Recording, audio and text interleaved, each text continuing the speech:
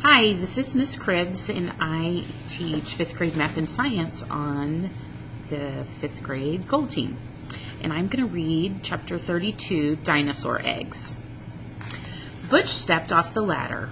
Well, Blackwood asked, he's not up there and neither are the eggs. There are canopy cables on the roof. He must have used one of them to slip away.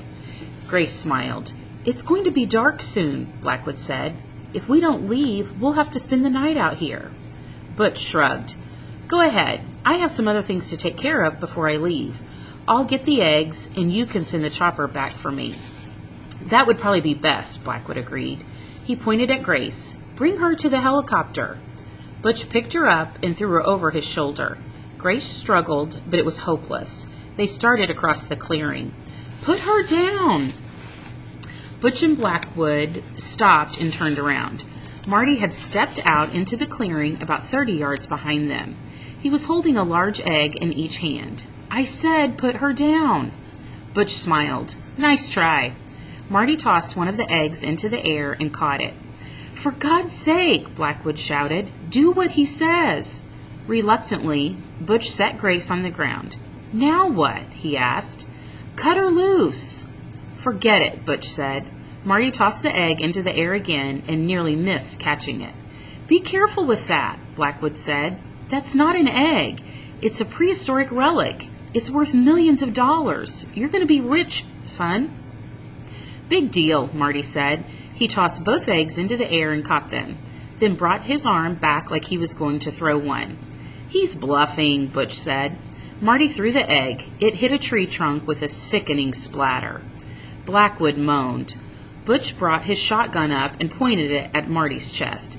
What are you going to do now, sport? Marty held the remaining egg with both hands. One to go. If you shoot me, I swear to you that the last thing I'm going to do is crush this thing. Be reasonable, Blackwood pleaded. Cut her loose, Marty repeated. Blackwood got down on his knees and cut the ropes with his own pocket knife. Grace got up, rubbing her wrists, and ran over to Marty. All right, Blackwood said. You have the egg. You have Grace. Where are you going to go? Marty didn't answer. He hadn't figured that part out yet. They're coming with me, Wolf said breathlessly, stepping into the clearing, pointing a shotgun at Butch. Laurel stepped out behind him. Travis, Blackwood said, giving him the most hateful look Grace and Marty had ever seen. Put the gun down, Wolf said. I mean it. Butch started to lay it down. Blackwood gave a scornful laugh. He won't shoot you.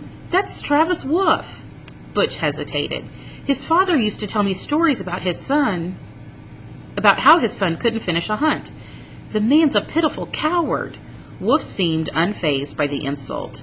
You have a point, Noah, and my friend standing over there has a point too. Masolito stepped out into the open air with an arrow strung. And if that doesn't convince you, Wolf continued, this will. Another person stepped out of the trees, wearing a full set of camouflage army fatigues and carrying an automatic rifle. Bertha? Marty said.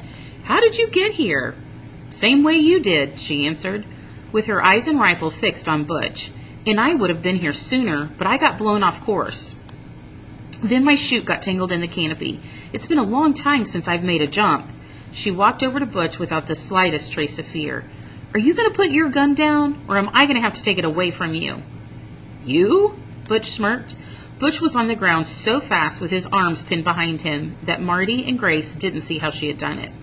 Yeah, me, Bertha said, securing his wrists with plastic manacles. When she finished, she jogged over to the helicopter and climbed in. A few seconds later, the pilot came flying out the door. Grace, Marty, Wolf, and Laurel stood in front of the mound of rocks near the stream. Marty was holding the egg. Grace was holding Congo. Vid flew overhead. The parrot was alive, but his wing was broken in 2 places. Wolf had set and bandaged the wing and said he would pin the bone when they got back to Cryptos. Masolito had climbed up to the sky house with Bo and PD to retrieve his precious Malimo. Bertha was guarding Blackwood and the others at the edge of the clearing. Laura pointed to the rocks. Is this where Rose is buried? Yes, Wolf answered quietly. They all stared down at the gravel for several moments. I wish you all could have known her, Wolf said. Grace took his hand.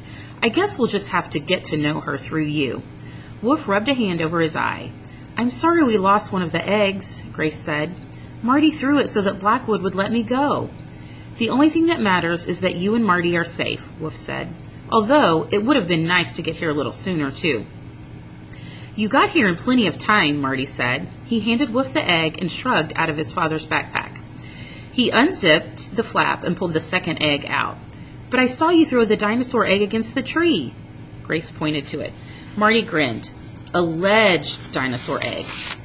He jogged over to the tree and came back with the egg, which was actually the ball from the nursery. I filled it with motor oil so it would make a good splat when it hit the tree. You are a good man to have around, Wolf said, shaking his head in admiration. Marty grinned. What are we going to do with the eggs? Let me borrow your gizmo, Wolf said. I need to email Ted and have him build a dinosaur incubator. Grace, Marty, Wolf, Bertha, Laurel, and Masalito rose above the clearing to the white helicopter. Along with them were Bo, PD, Congo, Vid, 2 dinosaur eggs, and a trunk with a rose painted on the lid. Over Blackwood's protest, Wolf had convinced Blackwood's pilot to fly them to the airport. Marty was the last to get into the helicopter. He had to retrieve his mamba head in the mason jar and his soiled cap. He looked out the window as they rose above the clearing. Blackwood ran over to where Marty had dropped the alleged dinosaur egg and picked it up. I didn't do it, Marty said.